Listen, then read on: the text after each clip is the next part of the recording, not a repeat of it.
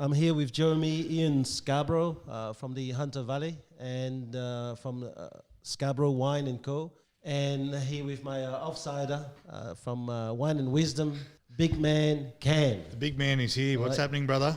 Excellent, excellent. Listen, man, do you remember a few weeks ago when I beat you with that amazing obsessive wine? That non-competitive wine competition that we're having. Yeah, that's right. And you were so jealous that immediately the following weekend you came up to visit them. I did. Well, now we're lucky enough to have Jerome here. He's now running the entire show. So we'd like to talk to him and find out about what he does, right? Yeah. Oh, thank you. Look, I guess I don't run I don't run the entire show. My father and my sister and my mother would kill me if I accepted that. Very much a family business. I guess I'm lucky enough to call myself a winemaker, so therefore people sort of gravitate to that because we're the ones who do the exciting things. The creative outlet of making wine in comparison to sales and the like. So. But for a family business, we very much all need to do everything, each other and help each other. Yep. So yeah. How's that work out for you? Does it all get along? Look, I mean, like any business, there's days where you could, throttle each other. But the important thing is at the end of the day, you can have a glass of wine with each other and talk through those differences. And I think probably at times it can get a little more heated than it would in a normal office, but that's because we know each other so well. And the important thing is that if admitting if you weren't correct or wrong or what, and sort of saying, okay, well let's build from here, because we do. Not that we see each other 24 hours a day, but we are a lot more familiar and spend a lot more time with each other than you do if you're doing a 9-to-5 job. Yeah, so. I understand. Do you think that's a help or a hindrance, the ability to be more probably open and honest? Because we come from a work environment where sometimes we probably can't be as forthright as we would like to on occasions for threat of well, it has legal action. It has its good and bad points, I guess. But I think the most important thing is to be able to sort of say, oops, sorry, I stepped over a line there, or instead of digging your heels in, go, actually, really good point. Let's have a look at that. I think that's instead of getting bombastic about something or whatever. Yeah. So, yeah. But still, there's only one boss. It'll be Ian, right? Yeah, absolutely. In the end, he has the final say. And look, the business wouldn't be what it is without him. So yes. I mean, he has, he's now 70 years of age. He has over 50 years wine knowledge, experience. So I mean, you have to defer to that. Can you just take us through maybe the beginnings, maybe? So my father's been a winemaker since the late 60s. He went to Roseworthy Ag College in South Australia. So both mum and dad are South Australians. Mum and dad actually met when dad was doing I think it was a beer run from the college into Gawler, which is the closest town. And my mum merrily had broken down at the side of the road. Him and 3 other friends pulled up beside there, went, oh, here's a lovely young lady here, damsel in distress. She needs a hand. The car needed a push start, so Dad hopped in the front seat with my mum while the 3 other guys pushed the car for him. And I guess it grew from there. My father spent a couple of, he then eventually graduated. He spent 2 vintages in the Barossa Valley at what was then known Saltram Estate. But it was actually the head winemaker there was Peter Lehman. So before Peter Lehman went off and did his own thing. And then my father's older sister actually had moved to Brisbane, and they were doing, my mother and dad were doing a road trip up to Brisbane, and they went through the Hunter Valley on the way. And they drove up Oakley Creek Road, which still is, but it was a tree-lined road. It was the time of year when everything was green and beautiful. And I think Dad just basically went, well, I love the look of this place. I'd really like to move to the Hunter. And as far as I know, they moved to the Hunter within 12 months. Yep. And I was born just prior to that. And my father's, since then, he moved up here to make wine with Tulloch Wines, and then spent about 8 years with them, and then went off to do his own thing with contract winemaking and the like. And then in 1984, I started Scarborough Wine Co with my mother. And I guess, as they say, the rest is sort of history. Okay, so what? They decide just like this, let's buy a winery. Look, I think, no, because Dad had been making wine at that stage in the Hunter for, 10, 12, 13 years, I think he felt he knew the area well enough at that point that it was time to do his own thing. And also, it was just at the beginning where the wine industry in the early 80s was just starting to take off again. Yeah. So there was a shift in consumers' preferences in wines, that we were going from fortified wines, so ports and sherries, to table wines, and he saw the need at that stage for Chardonnay. He's a great lover of Burgundy, so white Burgundy and red Burgundy, so Chardonnay and Pinot Noir, and saw there was a beautiful bit of soil up on where our Gillards Road property is, and decided to plant Chardonnay there and make a style which he saw would suit the Australian public, basically. Yes, but when he bought the winery, wasn't it just red grapes being on? It was. So, yes. Yeah, when they bought the property in partnership with another family, the McPhersons, who they used to have a winery here in the Hunter, but they actually have a winery in Victoria now. Right.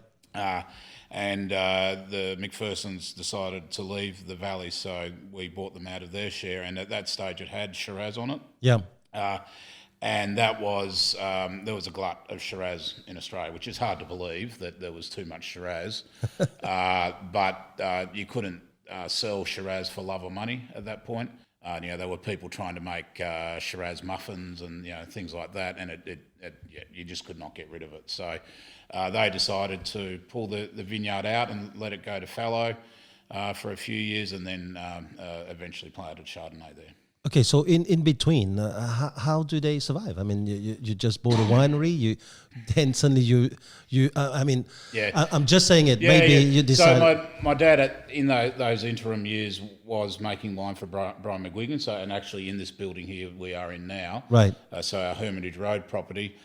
So my father was working for Brian on a contract basis, but it was essentially full time, and he built this winery. So our Hermitage Road winery was to be McGuigan Wine's premium winery in the Hunter Valley. So they had two other sites. They had the Hunter Estate and Wyndham Estate. So this was meant to be the small lot special winery for them. Unfortunately, what happened was at that same time, Orlando Wyndham, because McGuigan Wines was a floated company, right. Orlando Wyndham did a hostile takeover, and they actually bought Wyndham Estate, and then this winery was essentially mothballed. Right. So that's what Dad did, and Mum at that stage is also working for Pepper's Guest House. So yes. So the Peppers, as an overall, became quite a large company in Australia with lots of. They had a hotels. Convent, and then they had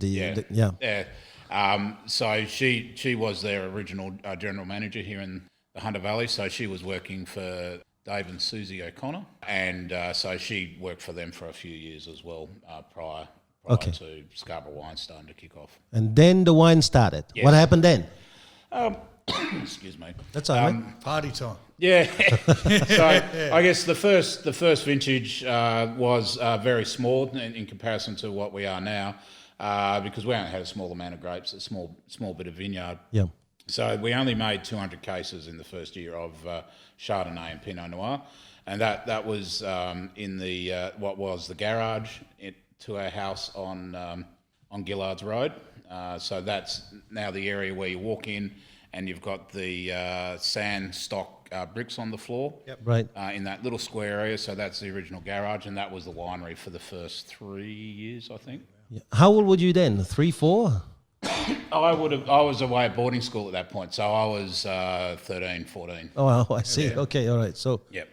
I look much younger than 3 I or am. 4. so it was in It's not 19. 21. So the first grapes then came out then in what 1988 or something. 87 was the first. Oh, I see. vintage. Okay. Yep. Yep. So, and I guess, and since then, in the last 30-something years, it's been incremental growth each year. So Mum and Dad have never gone, we want to be this many thousand cases or whatever. It's just been slow increases year on year. So we outgrew the winery or the garage fairly quickly. Yep.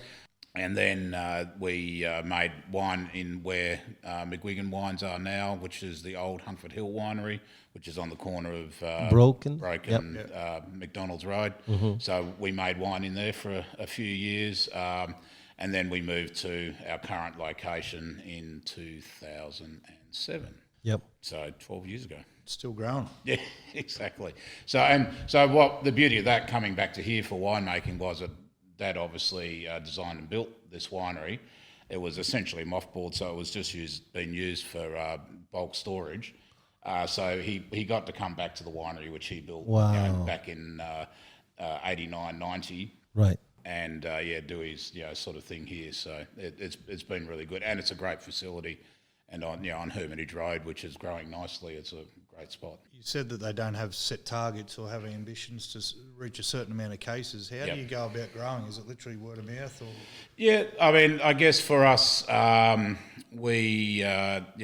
is word of mouth. I mean, the early days for Mum and Dad was that it was cellar door focused, so direct to the customer. But then what would happen was, someone would feel like they discovered our Chardonnay, they'd go back to their local restaurant in Sydney and go, you really need to get the Scarborough Chardonnay and it's fabulous. So we started to get inquiries from the restaurants in Sydney. We started to get wholesale. So with the restaurants starting to order our wines, there wasn't a lot of freight happening between the Hunter Valley and Sydney. So at that stage, we had a Land Cruiser, a troop carrier, and was a bright red colour, and was nicknamed Big Red. So what used to happen was... I had a girlfriend like that once, mate. Well, this one went a long way.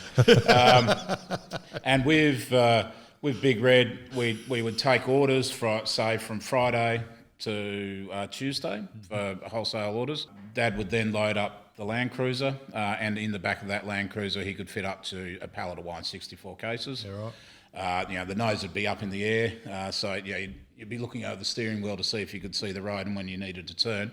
But then he would then go and do the deliveries to restaurants in Sydney himself. Yep. So the winemaker was turning up, and then he would, say, turn up to Catalina at Rose Bay and deliver the wine they'd ordered, because they'd been buying our wine since just about day one.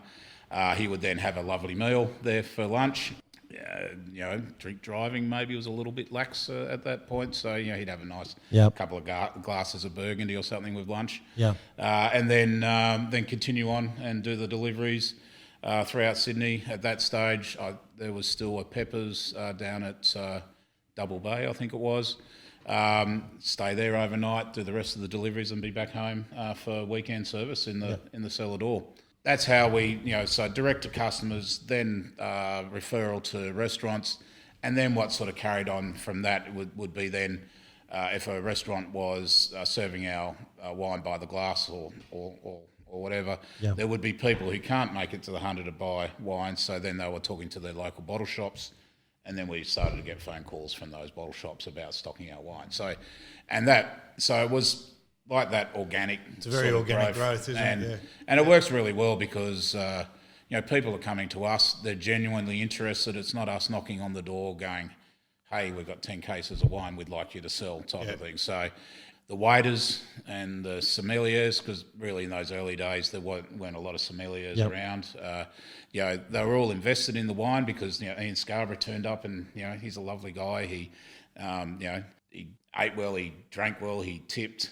He always has pens, and we had at that stage with wines under cork, we were giving away bottle openers and all that sort of stuff. So it worked. It was a really good way to kickstart the business. So now, because we only want to interview people who seem to be ordinary but achieving the extraordinary, can I just ask you, maybe your father has told you, did he have a huge challenge in the beginning, in the early days, where he thought maybe I better chuck it in? No, I don't think he's never one to give up. Okay.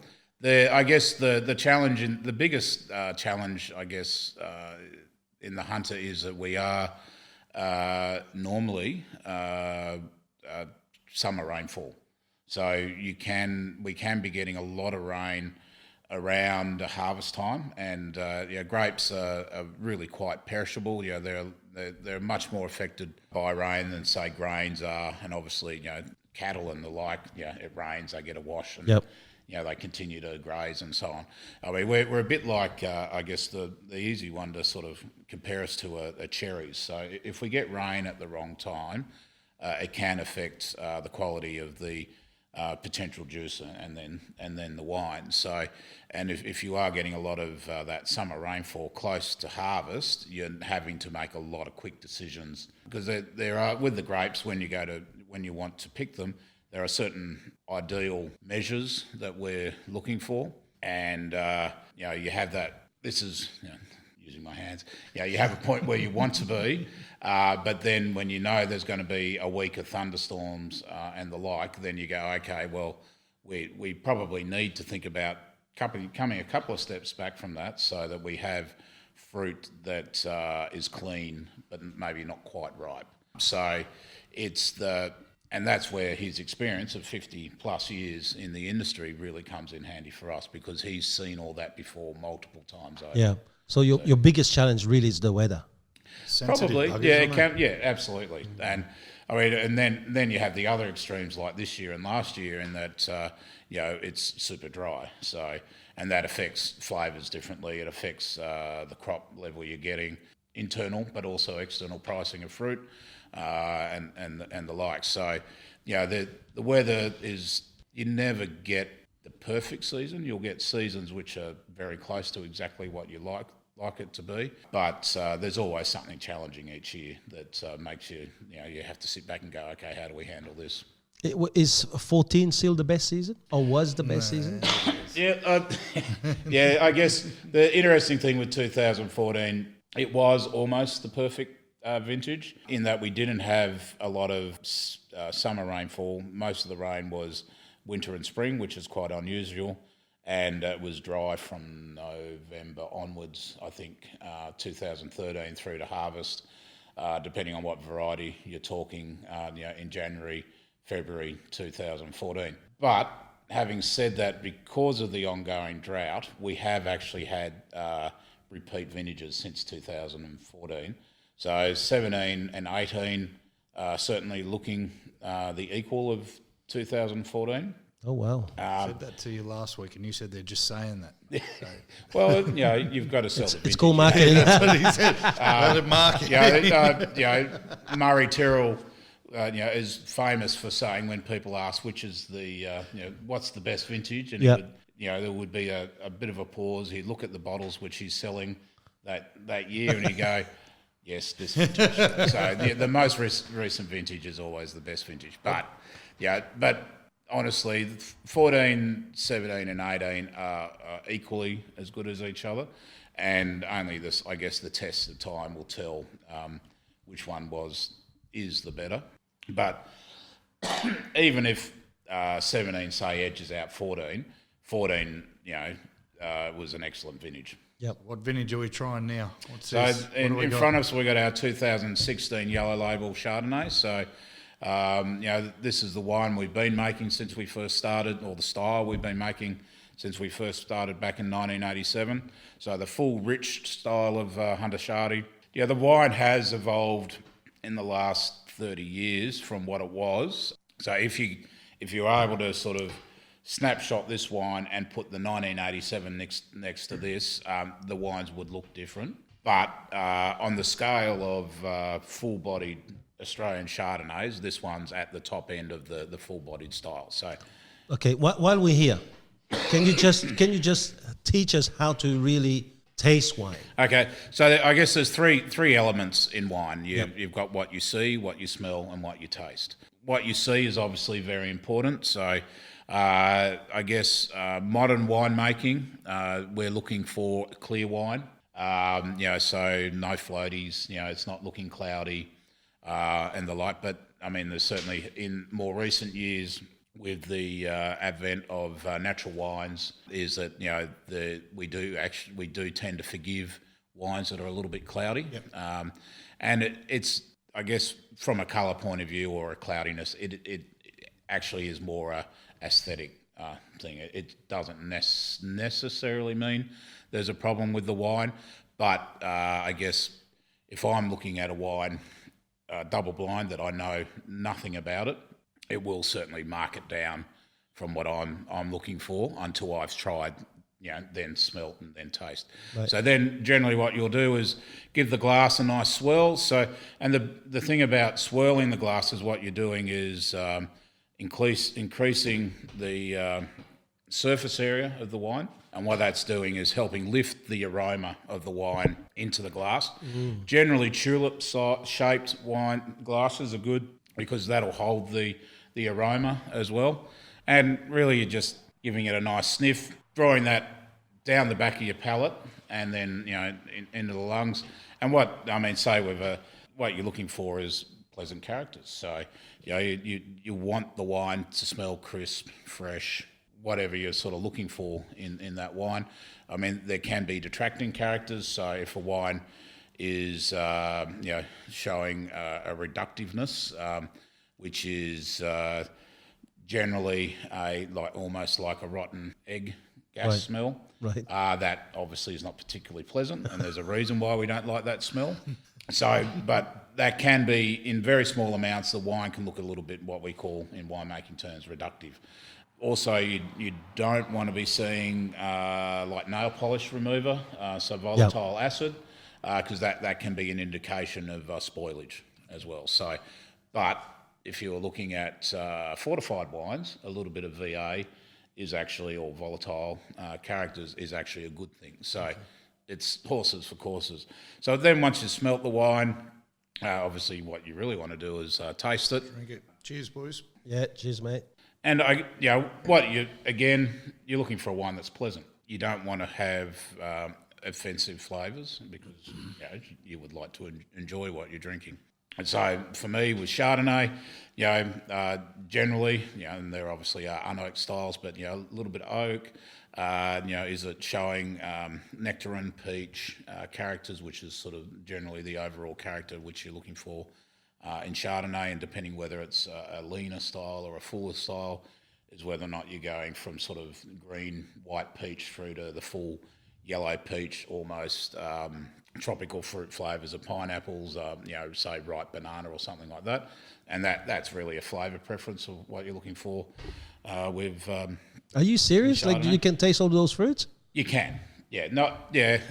Is it through the years of experience, or is it just a bit of bullshit? Because I've put in heaps of practice, man. a bit of both. A bit of both. So, look, I guess people like to be able to see what those characters are. And I mean, I've certainly in the past with the Cellar Door, when you look at some of our tasting notes, we're talking about all those different fruit flavours, and they, people quite seriously ask, so why do you use peach in your wines? And they said, no, that's, that is, it's a descriptor. So that's a particular character in the wine. And then for this wine, then the oak starts to come through. So the fruit's nice and up forward, and it's rich and round. And then the oak comes through, and that's almost a nutty cashew character, a little bit of tannin grip as well, because a lot of the oak flavour you have is actually tannin from the barrels. So, I guess a bit like tea, that tea has that almost grippiness, especially if you have a strong tea without sugar or milk. So you get a bit of that grippiness right at the back of the palate. And then how long the wine, once you swallow the wine, how long that flavour lingers on your palate. Because for us, what we're looking for is longevity of flavour as well, because, that's what hopefully makes you want to go back for the next sip and pour the next glass and open the next bottle. Yes, I understand. So with taste, a lot of that taste is actually still your smelling. If you hold your nose and drink the wine, you don't actually taste an awful lot. Oh, really? I better try. Let's go. Yeah. So a lot of that is what they call retronasal. So the aromas are coming off your palate into your nose, and that's where the flavour. Oh, wow. Flavour comes from. I noticed you didn't do those things that some of these guys, like the specialists, they do their mouthwash. Yeah, look, I mean, certainly what you can do, I was just conscious that there was a microphone in front of me, is that pulling a bit of air through it as well. So doing like that bubbling of the wine, that helps as well. But also what it can do is there are also certain characters which you don't want in the wine that become obvious when you oxygenate the wine as well. But also what it does is, again, it's like swirling the wine. It gives you an increased amount of the aromatics out of the wine. So I'm sure after this, like some people might want to become sommelier, you know, or go for master some. Yeah. Do you learn this? Do you practice? I mean, do you have to have someone who says to you, no, mate, there's no apricot in this? Yeah. So the beauty of wine is that it's everyone's own opinion, because it's obviously very subjective. So it's how you see the wines. But there are different levels of winemaking knowledge you can do. So I was fortunate enough to go through Roseworthy Ag College, like my father, which is now Adelaide University. And so I did a 3-year course. I might have taken a few extra semesters to finish it off because I was having too good a time. A 3-year course in 6 years, well done. Not quite that bad, but so we did the obligatory science and agricultural subjects and so on, but we did do also sensory evaluation. And one of those ones, the sensory evaluation, we literally sat in a science lab. The first wines we got were actually water, which had water, and then water with salt, water with sugar, and water with, I'm not going to remember, but what made the wine bitter as well. So we knew, and the idea was that you saw where saltiness hits your palate, where sweetness hits your palate, and where those bitter flavours hit you. And then we got bag and box wines, so very cheap wine with those additives again. So again, you could see. So then you got slightly more complex flavours than water with those in there. So again, you got to know where those flavours hit your palate, and then steps on from that, and then we started to. 1 week would be we would purely just look at Australian Rieslings. Next week would be Chardonnay or Shiraz and so on. So that you could pull it apart and looking at not that price is a guarantee of quality, but we would look at different price brackets as well, and we would do it would be a semester's worth of that. So that's sort of what we did as winemakers, but anyone can go along and do sensory courses, wine tasting courses at the TAFEs nowadays. And then also there is industry-based wine tasting classes or sensory evaluation. They're the WSET, so WSET. I should know what that's short for. That's all right. We'll Google it, mate. Wine sensory something or other. And they're for the staff who we use in the cellar door, so that they have some wine knowledge. So that they get to do the tasting, but they also get general winemaking knowledge as well. Sweet. And that's a certificate. And if you've done that, then if you decide to go on to something a little more serious with time, that can give you credit. So where does, hypothetically, a 37-year-old bloke who might not be very good at real estate, who's looking to get into something different, thinks he might be able to squash some grapes? Yep. How does he become a winemaker, hypothetically? Well, I mean, you don't need to be qualified to be a winemaker. I think many people have proved that in Australia. So it depends whether you want to trot off and do a degree or a diploma or a master's, or whether you just want to, learn on the job. Because they exist. There's diplomas in winemaking. Yeah, so I have a degree... Applied science in viticulture. Yeah. So that's... And like my father has it in enology, which is winemaking. So my winemaking experience, so technically I haven't done a winemaking course, I've done a grape growing course. So I've learnt the winemaking on the job. But in the 3-year course I did, there were a lot of common subjects between the winemakers and the grape growers, the viticulturists. So I guess there's 2 ways you can do it. You can do it sort of a paper-driven way, so you go off to university or to TAFE, and do it that way, or you get a job in a winery. And there's many people who have done one or the other. I'm trying to think of examples locally of guys who, I can't think of any good ones of local. Well, The word is good ones. yeah, well, Are you hiring? good examples. Well, I'm not confident I can say whether they did Roseworthy Ag or whether they've done it, on the job as such. But because winemaking is very hands-on, there's definitely a level of science to it that we know. We need to know what the pH of the wine is, what the titratable acidity is, what the alcohol is, and how to test those. So that's the science behind it.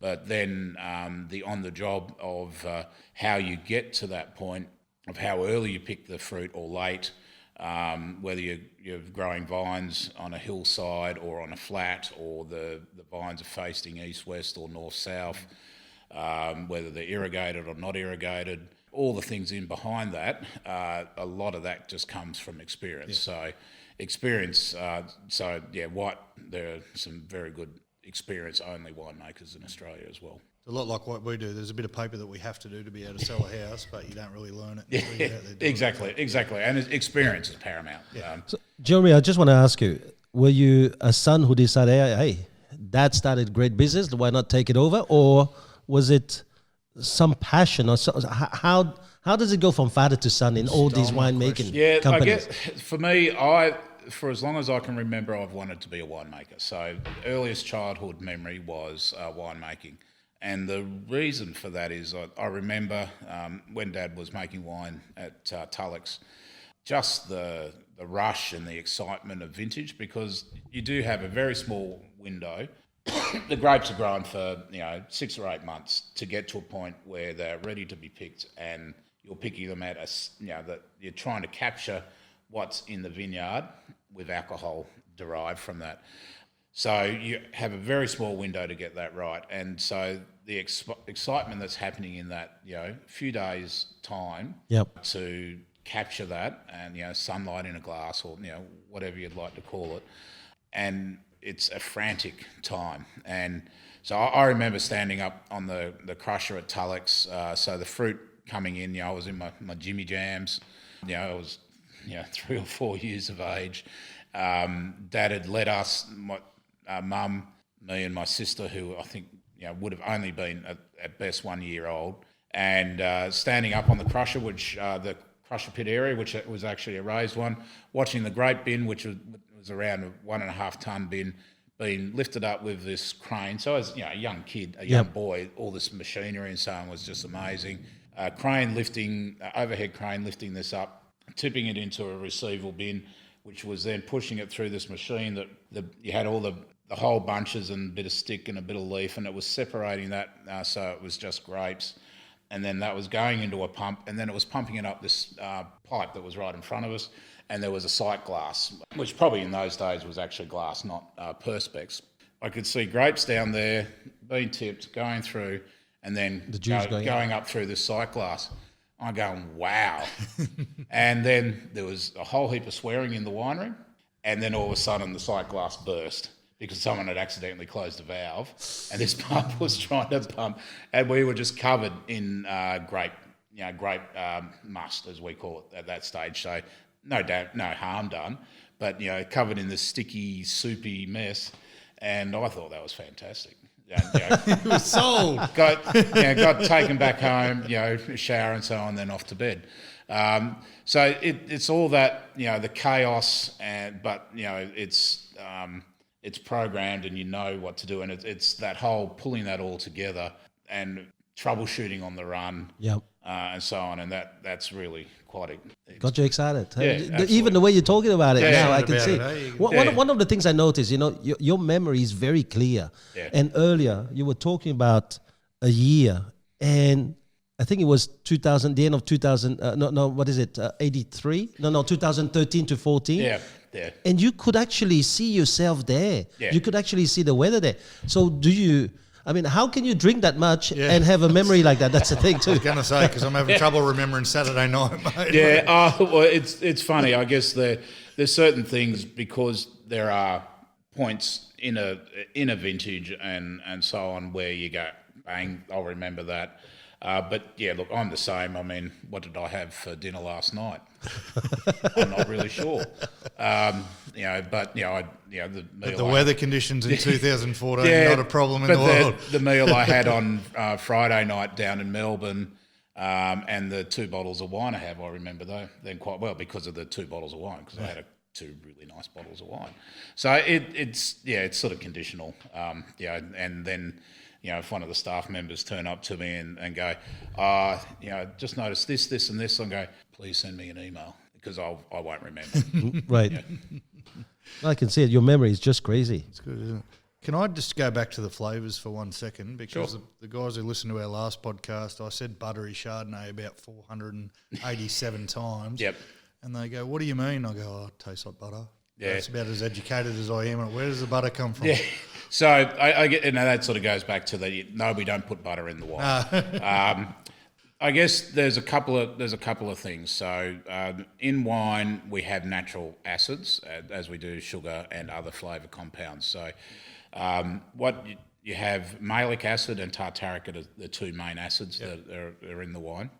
So they're organically derived. So the grapevines put those into the grapes through photosynthesis, etc.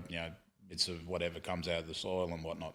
But as the fruit ripens, if you went out there now and there's little green grape berries on there, they would be super, super tart. Really, really high in acid. As the fruit ripens, the acid starts to drop off, and then the sugar goes up. Basically, I'm using my hands again. And so as the acid drops off, grapes are naturally quite high in malic acid, which is a fairly strong acid. So one of the things we look at with Chardonnay, not always, and not all producers do it, but you can have a secondary fermentation, which is a little bacteria, a good bacteria, which will convert malic acid to lactic acid. Mm-hmm. So, and lactic acid is a weaker acid than malic, so it smooths out the palate and it's not as tart. But also lactic acid is a major component of the acids in milk. So it has like a milky character. So you will get a milky character from that. But also barrel fermentation with the yeast that are doing the conversion of sugar to 3 things: heat, alcohol, and CO2. In the barrels, because it's not, I guess, a perfect environment, the yeast is a little bit under stress, and it does also produce compounds that do have a milky sort of character to them as well. Butter. Yeah, butter. So, and I guess with the oak and all those other flavours there, then that sort of gives it that sort of almost burnt butter character. Yeah, amazing. So listen, who's into the designing? So my sister is very much at the forefront of that, and my mother.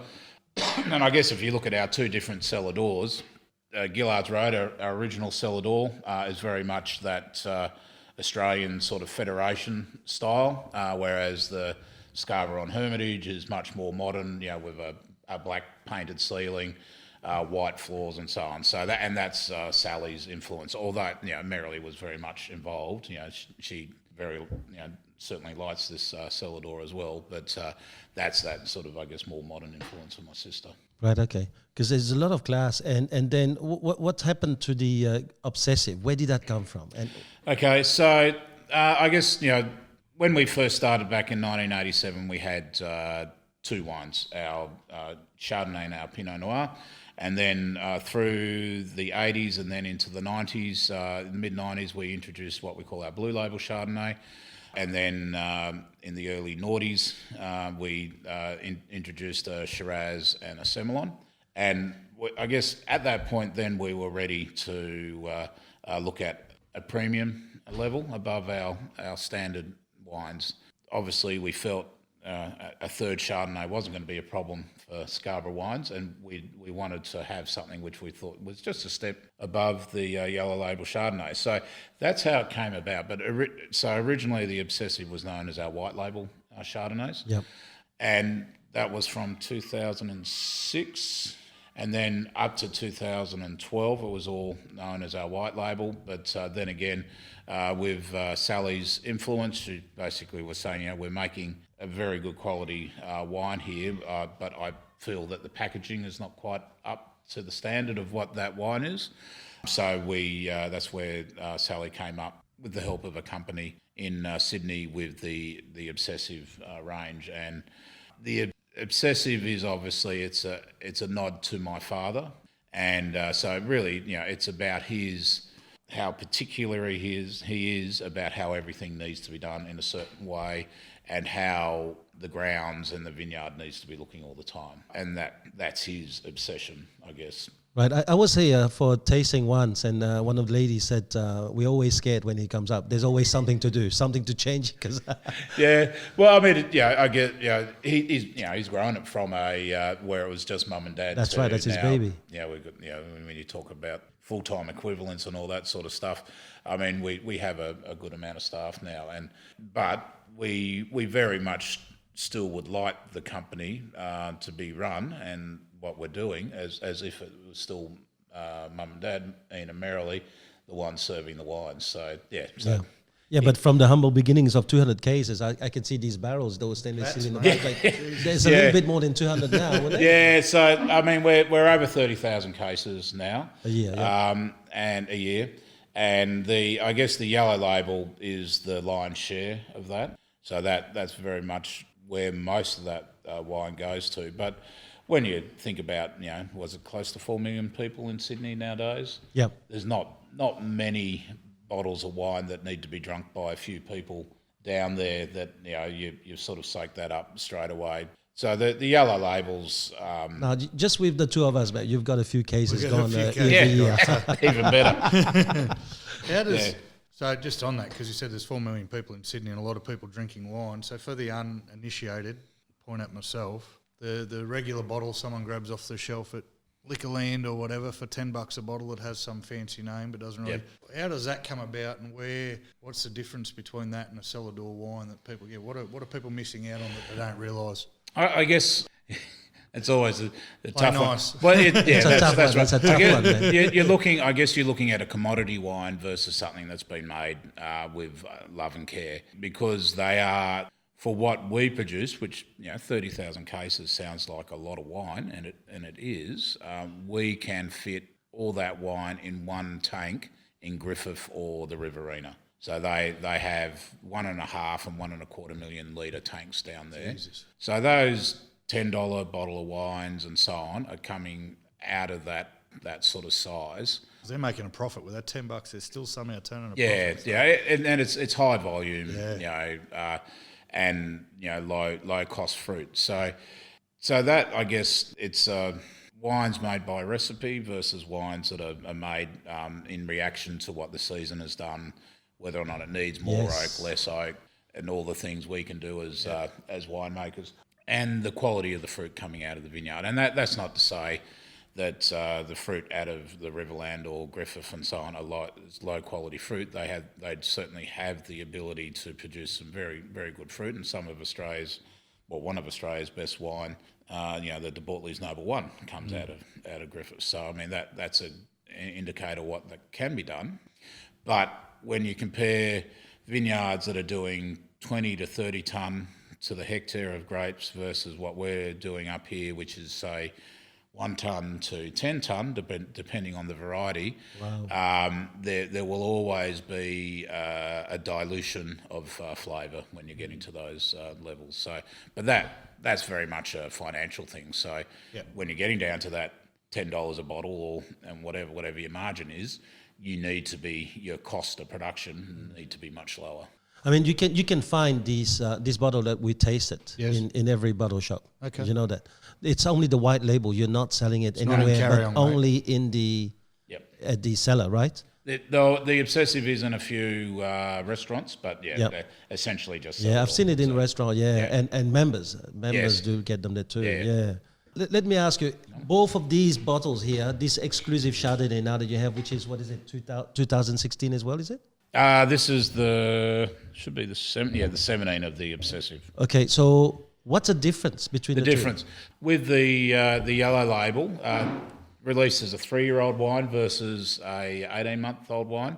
The Obsessive is a single vineyard wine, so it is from a specific block, and because of that, control of style. Whereas with the The yellow, it is from vineyards throughout the Hunter, so we are 100% Hunter, but it is Hunter Valley, so we have a vineyard up in between Denman and Muswellbrook, and so Ogilvy's View. It's a beautiful bit of soil, close to the river. Not highly fertile, but fertile red clay, which is nice and deep. And it's, for me, as a viticulturist, you look at it, and because we do soil pits sometimes to see where the grapevine roots and so on are going, and you almost want to eat it. It looks that good. It'd be a bit crunchy, but it's very... and then through red clay soils through to Broke and then here in Pecolbin. So that's with the yellow, whereas the Obsessive is from a specific vineyard. So then also it's how we treat it once it's come into the winery. So the yellow label is a mix of new 1, 2, 3 and 4-year-old oak, whereas the Obsessive is 100% new French oak barrels. The yellow will go through a bit of the malolactic fermentation that I was talking about before, whereas the Obsessive doesn't. The Obsessive is what we call a high solids fermentation. Once we've put the fruit, crushed the fruit and put it through the press, you can let the juice settle, so it goes into a tank and you can let it settle. So the little bits of skins and seed and pulp that's in that juice will settle out naturally because it's heavier than the juice, so it settles out to the bottom of the tank. So with the yellow label, that's not a super clear fermentation, but it's relatively clear juice fermentation, whereas the juice for the Obsessive is quite cloudy, and that gives the wine a bit more texture as well. But I guess the biggest influence on the Obsessive in comparison to the yellow is the single vineyard and the 100% new oak. Okay, but both are 100% Chardonnay grapes? Yep, okay. 100%. So we don't have a little bit of mix in the yellow one just to give it different? No. Okay. One of the things with oak barrels is that we'll get 6 to 8 years out of an oak barrel. Each year, so if, say vintage is January each year, we will, when we talk about a year for a barrel, it's new. So if we buy, I've put my order in for our barrels for the 2020 vintage. So that'll be new, classified as a new barrel, 2020. Then we'll have wine in that potentially for 12 months, maybe 15 if it's the Obsessive. But when we put the new vintage into that in 2021, that'll then be a 1-year-old oak barrel. Then in new vintage in 22, that'll be a 2-year-old oak barrel. But each year that you've had a wine in it for a full year, the barrel has less oak flavour to give up. And the best analogy for that is with tea bags, that if you make 5 cups of tea with a single tea bag, the first one will be very strong, and each subsequent cup will be not as strong as the previous one. So, and that's basically how the oak works as well, from a intensity of oak flavour through to less character coming through. So, different question here. What's a day like in Jerome's life? So, I'm married. And I have... sympathise, mate. I have two children, So that means a next generation of Scarborough is guaranteed. Yeah, so my son's at university, and so he's doing geology at the moment, but he is actually starting to sound as if he might want to come back to the wine industry. Whereas my daughter even is just starting year 12 now. But so it depends whether it's a rowing morning, because my daughter's a rower. So my day could start at 4 o'clock, or it might start at a more leisurely 6 o'clock. Then basically, breakfast, good cup of coffee. Then on my phone, I have numerous different apps for weather. We've got electronic soil moisture monitoring, so I know how moist the soil is or not, so whether or not we need to be irrigating.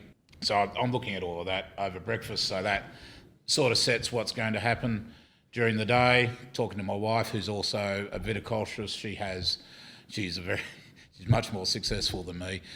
She was last year Australia's, for the AWRI, which is our peak research body, she was the Australian Viticulturist of the Year. Yeah, you met at uni. Yes, we did. You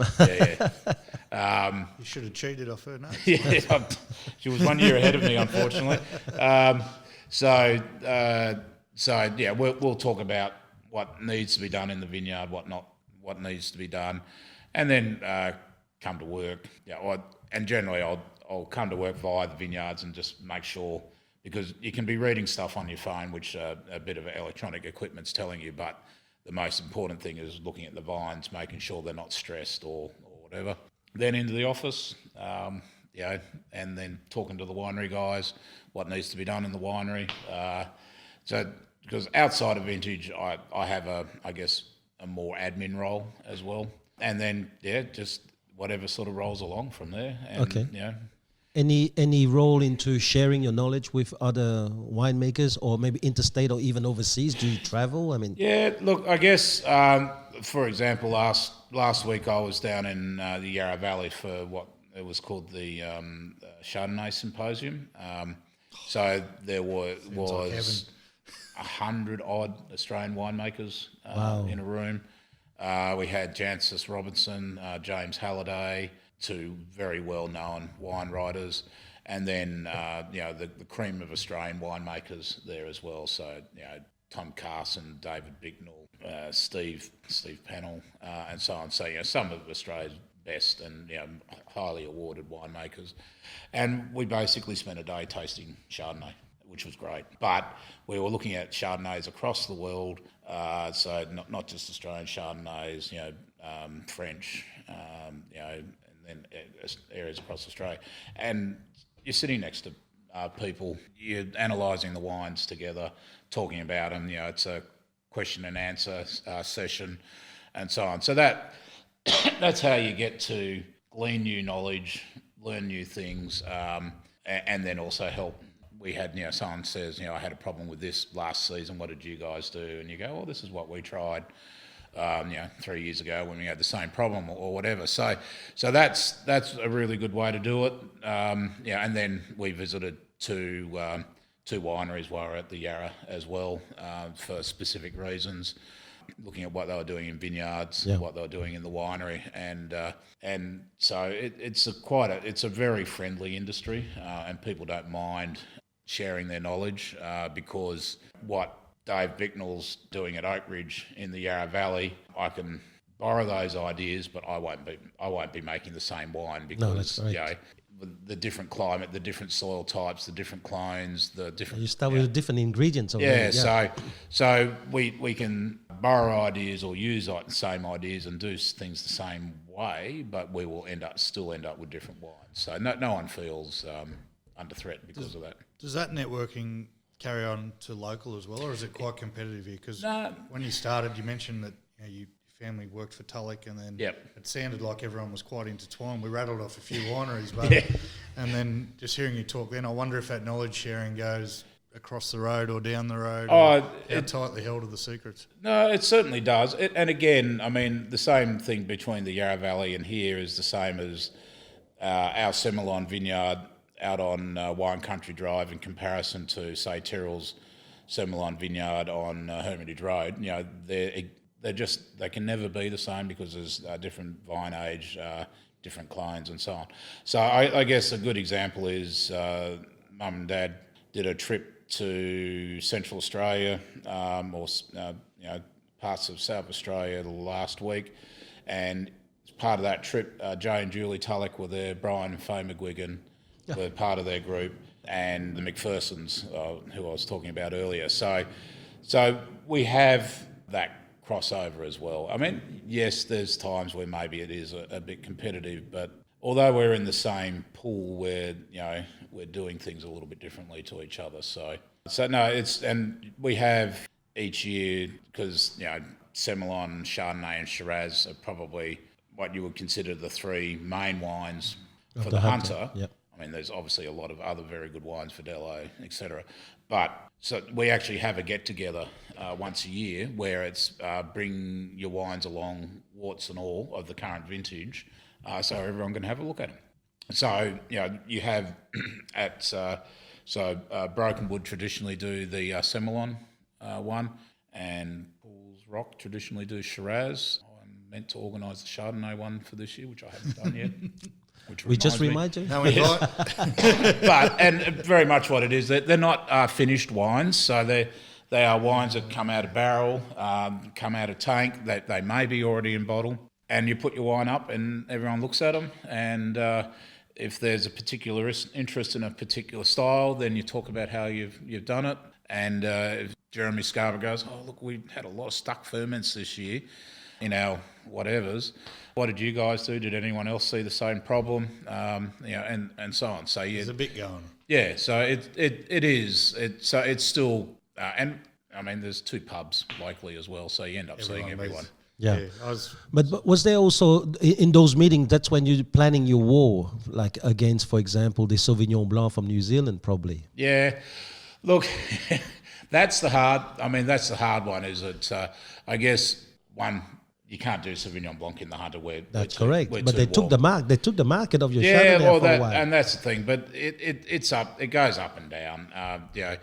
All we can do is, as an area and as an industry, and I mean, the money that was behind the New Zealanders to do that. So their government was throwing money at them as well. And we just, for whatever reason, in New South Wales, we haven't always had very good government support. No, that's all right, but some of this is fake news, okay? It's all fake news, yeah. But I guess the thing is that yes, we can react to that, but you've got to be careful you're not trying to copy it as well, because you need to be giving people, because if they're breaking in with the Sauvignon Blanc, for example, if they really want that market, they'll drop the price, and then they'll drop the price again, and then they'll drop the price again. And we're the Hunter, because of our location, price of the land, the conditions we have, we are a fairly high cost area, and it's very hard for us to compete against 30 tonne to the hectare Sauvignon Blanc out of New Zealand, which there's no oak going into it, so it's been crushed, pressed, fermented, pretty much straight into bottle, and it's out to market, and after less than 6 months. So no, because you can't drink it after 2 years, mate. Well, there's that as well. Some people changed the style of their Chardonnay for that, though, didn't they? Oh, certainly, yeah. There was they did. There's a new age Chardonnay. Yeah, there was certainly a run of unoaked Chardonnays and so on. But I mean, and they can be very good wines. But you certainly need to be thinking about what you're doing when you make those moves. But that's where being able to introduce other varieties works really well. So Verdelho and the like sort of hit that mark pretty well as well. I was up here on the long weekend, and my wife and I have been here quite often. We've drank many full-bodied, buttery Chardonnays here, but the first half a dozen wineries we went to were telling us, we don't do that in the Hunter anymore, because it was all the new age stuff. Yep. That's why I asked about the information sharing and the competition here, because clearly we do still do full-bodied Chardonnays, and people who grew up drinking Chardonnays are still going to want that. Yeah. How big you mentioned James Halliday before. Before you ask that question, can we try that white label now, so we can... Absolutely. You can taste the difference with a master who can exactly tell us what's going on here. No worries. No. So the 2017 Obsessive. If you don't mind, I want a second glass, if you don't mind. So I guess with the Obsessive, as I sort of said before, different style in comparison to the yellow. So because it is 100% New French oak barrels, and we use barriques, which are 228 litres, so it is a relatively small vessel, so a large surface area for the amount of wine that's in there. So there's a lot of oak contact within the barrel. Right. And using it as a young barrels, there's a lot of oak tannins coming out of that. So once you sort of swallow the wine, it's got at the back of the palate, the back of your tongue, it's almost got a drying coming through, which a lot of people would associate that with acid, but it's actually the barrel tannins doing that. I hate it because I can't taste this thing until he says it, So, and it is it's a step up on the yellow. We're talking about a $23 bottle of wine versus a $40 bottle of wine. So what creates that price? Is that just the work that goes into it, or is that just the oak, the work, and demand? So we're only making a small amount of that wine each year. So it's also making sure that I can send my kids to school. I feel you, brother. I love doing the how do you call it? Is it parallel? Is it parallel when you drink the same wine year in year from different verticals. years? Is it verticals? Verticals. So I mean, verticals are really good because it's good because what you can see is the influences of the vintage. So assuming the winemaker is making the wine essentially the same way each year, the only real influence is bottle age, but also what the conditions of the season were. So whether or not they were picked a little bit greener, a little bit riper, was it hotter, was it colder, was it cloudy, was it full blue skies every day, was there a little bit of rain before harvest, etc. So I think that that's always really interesting to see. So, and because we as winemakers, we can only do so much, and sometimes there's only so much you want to do to a wine as well. So when you guys say that there's no more of the 2014 obsessive white, yep, that's a lie, right? You still have a few cases just for the family consumption, correct? Maybe. Got him. Yeah, I mean, we need to keep what we call cage stock because we want to see how the wines are going over Evolves, time. absolutely. Yeah, It's a must. Absolutely. Christmas. So it's Monday. But because when you're saying a wine's going to live 6 to 8, 10 years of age, we do need to be looking back and making sure what the forecast we're doing is right. And then, then you also want to just see how it continues to develop beyond that point. And just because a wine ages doesn't mean it makes it a better quality, but it certainly is a good indicator. There's a peak, as isn't well. it? Yeah, there's a peak. Yeah, look, and I think one of the things we tend to do in Australia is probably leave our Chardonnays a bit too long. Never been a problem in my house, Yeah, mate. that most Aussie Chardonnays are at their peak, depending on how they're made. 8 to 12 years of age, and I mean there are obviously exceptions to that there are some that do drink very well beyond 12 years of age. Yeah, Semillon, probably you want to keep it longer. Yeah, absolutely.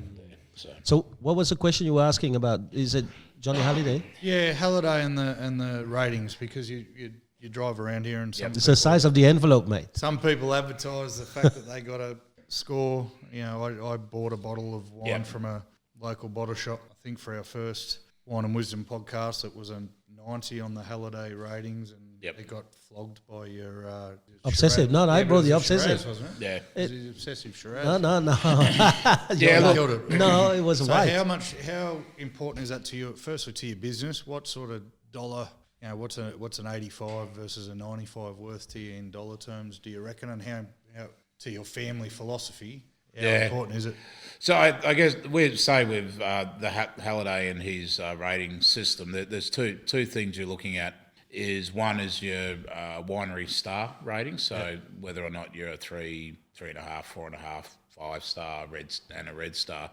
So that is how many of your wines are scoring above a certain level. Yep. So to be 5-star, you need X amount, which are 93 or 94 plus scored wines. And then to become a red star, you need to have had 5 black stars for the past 3 or 5 years. I need to check that. So that, I guess, from a point of view, if someone's coming into an area like here, there's 74 places you can go and taste wine. They're going, oh, God, where do we start? Yeah. What James writes about those wines is a good way for you to go, okay, let's go and see. Obviously, with the advent of TripAdvisor and other online reviews, that's probably changed that a little bit because, obviously, and I trust James's palate because he has drunk some. That was my next question. Do you believe it? Yeah, look, yes, I do. I guess the only thing that concerns me about some wine writers... He's just gone up in the rating. Yeah.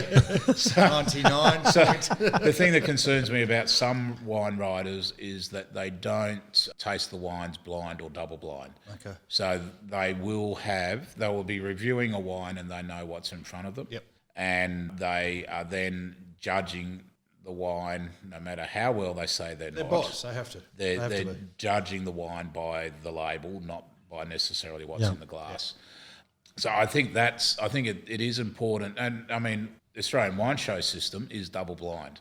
So there's no way you know what wine is in front of you. So you're judging the wine purely on its merits, and then obviously then personal bias starts to come in, whether you prefer a fuller-bodied Chardonnay or a Yeah. lighter-bodied Chardonnay and so on. But again, that's where you have the chairman and the panel judges who sort of tend to direct that. So, but I think people like Halliday, James, they are very important to the industry. And it's a little bit like the wine show system. It does keep us a little more honest. Yep. Whether you price your wines because they get a 94 or a 98, I think there's less of that influence within Australia from our wine writers. I mean, overseas, because the Australian consumer is a fairly small pond. But if you're lucky enough to get a 99 or 100 out of 100 by some of the well-known overseas wine writers like Robert Parker, that's when people may take advantage of price, because you're then being introduced to a much bigger market, because there will be people out of America or Europe who will be chasing that wine all of a sudden when maybe it was just domestically that you were being influenced. It doesn't affect maybe the way you price your wine, but it does affect the bottom line. Yeah. Isn't it? Yeah. Like being treated by Halliday in the high 90s, suddenly your bottom line increases, right? Yeah, no, look, I think so. But people still have to like. It may prompt them to try your wine in the first place, but they have to like the wine to buy it again. Yeah. And I guess for us, we spend a lot of time worrying about what the consumer likes and where our wines are falling and how that fits where the current sort of long-term trends are. Because if you try to react to what's happening at the moment and what's trendy, you'll never have a consistent reactive is style. never good. No. Anyway, so where's this one rating with Halliday then? With this white label 2017. 17, I'm not exactly sure. I'm not sure if he's seen this yet, to be honest. But the obsessive generally runs somewhere between 92 and 94. Right. But it is actually, it's going up. Well, obviously when you're in that points in that zone, you're going up against some very, very good Australian Chardonnays as well. So, and him being based in the Yarra Valley, that's there's some pretty smart ones. So how does it work? Does he get a meeting at the end of each year, and the best winery are there to receive their points or not? So basically, James, for the wine companion, there's usually a due date for when you need to send those wines in to make that year's book. So you can either be sending the wines by the set date, or as you release wines, you can then just send them off to him. So we tend to, as each wine is released, we will send out an email or a letter to the different bloggers and wine writers and reviewers, and say, would you like to see our wines? Yes, okay, we're sending these, we're about to send these 3 out, would you like to see them? Yeah, that's sort of generally how it works for us. Okay. Can I just ask another hypothetical? Yep. If you were to say have a podcast that involved people bringing different bottles of wine, Yep. and we were going to taste those wines, and at the end, even though it's not competitive, it's competitive, and someone says their wine's better than somebody else's, Yep. based on what you're saying about the judging criteria before, you'd suggest that to be a blind tasting Absolutely. or a double blind tasting? Yeah. So just hypothetically, I just Yeah. want to know. Yeah. He's not competitive at all. He's not competitive For at all. someone who's been told his wine's rubbish 3 weeks in a row, I just want to know whether a blind or hypothetically. Yeah. No, well, I mean, in that situation, you call it single blind. So you know, what you do is you put all your wines to the side. You'd have one person who's, say, not going to be tasting. Yes. And they either decant, it marks them, so 1 through to 4. So if there's 4 wines, decant them into another bottle or a decanter, or you, as we do in the industry, wrap them up in alfoil and put a number on them. Yeah. And then, so randomly put those numbers on it. So then you don't know which one's your wine, but you know your wine's in there somewhere. And so that's single blind. Double blind is when you don't know what wines are in that bracket as well. So hypothetically, I think single blind's a good system. Yeah, absolutely. I have no problem. I'd still flog you. You know what happens every week? They make my bottle goes first, and by Because the end you of the start by the end of the start with white. by the Yeah. end of the podcast, we've drunk 3 bottles of wine, Yeah. and all of a sudden, whoever goes last wins. Shock horror. Hypothetically. Are you working from cheapest to most expensive? No, the rule we have is that White no first. bottle can exceed $50. Yeah, okay. Yeah. Anyone who's a guest on the podcast has to bring their own. Yep. Where we've stuffed up is we haven't talked about whether we're bringing whites or reds. So each time I've brought a Chardonnay. Yeah.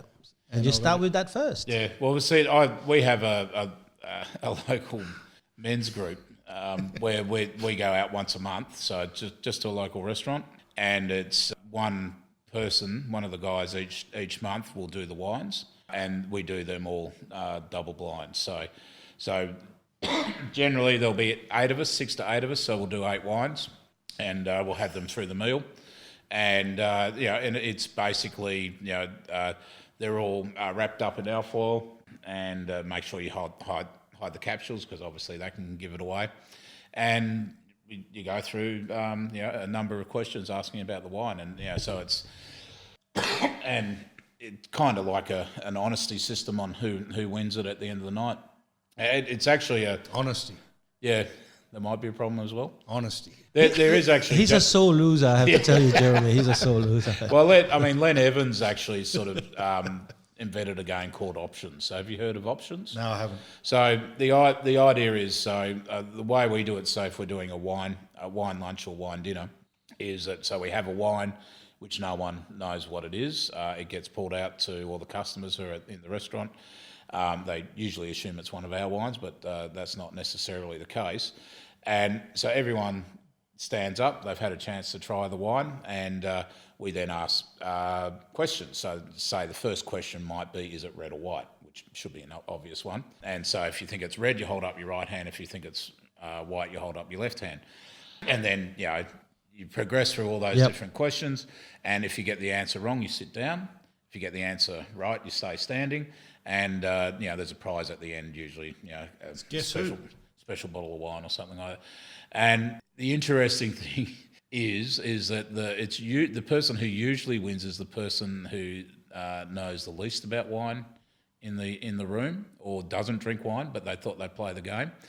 Because they have no preconceived ideas about what a wine should look like, taste like, or whatever. But it's a really good game. And my father does options once a month at the Cellar restaurant, and they do high-end Burgundies and Bordeaux's, et cetera, et cetera. So and what theirs is it's a coin system. So you have X many coins at the beginning of the day, and when you get the question wrong, so you may get 3 questions in, but if you get it wrong, you throw your coin in. Oh, that's a good one. And then at the end of the day, so everyone brings along a bottle, and it's whoever's got the most coins at the end wins, basically. So where's the Cellar restaurant? So that's around at Hunter Valley Gardens. We both wrote the same thing. Yeah. Where do we get in there? Yeah, it actually has new owners, so just in the last couple of months. So Andy... That's not yours, right? No. Oh, no. I see.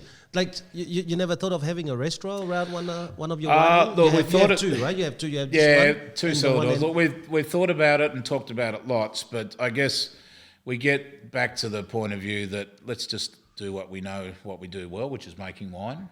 So even within our cellar door, there's no other paraphernalia being sold. We don't have olive oils or duckers or whatever it may be that some cellar doors sell. Stick to what you know. Yeah, and that's been our theory.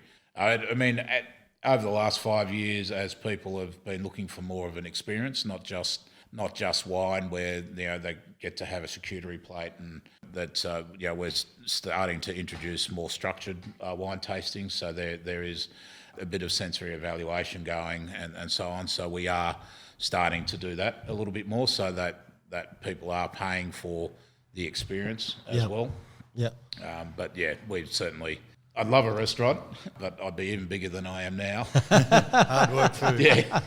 Just on that, I mean, it seems like such a simple idea, but the cheese that you guys serve with your wines up at the other cellar door, I haven't been to this one yet, but the other one, my wife and I did about 15 wineries that day, and to have someone give us a bit of bloody cheese, thank you. Yeah. Well, and it's one of the things we've always believed in. One, it's good for you to be able to, sort of fill out the belly a little bit, but also wine helps is the wine too. Wine's to be consumed with food. Yeah. And a little bit of grease, a little bit of fat with the wine can transform it. So a bit of cheese, a cracker, the dried fruits and and whatever else we do with it, it can actually make a big difference to the wine. And I've had some fabulous wines out of Italy, and you try them, you go, oh, it's a bit disappointing. I didn't really think that was as good as I thought it was going to be. You try a glass before you have your meal, but then when you have the meal, a bit of pasta and whatever it is, and the wine just transforms, and it's just like, wow, this is a food wine. Yeah, this is what it's all about. We try and bring cheese into our podcast, but I live near a Coles, mate, so my offerings. You got excuse and everything coming out for the moment. Yeah, it's all right.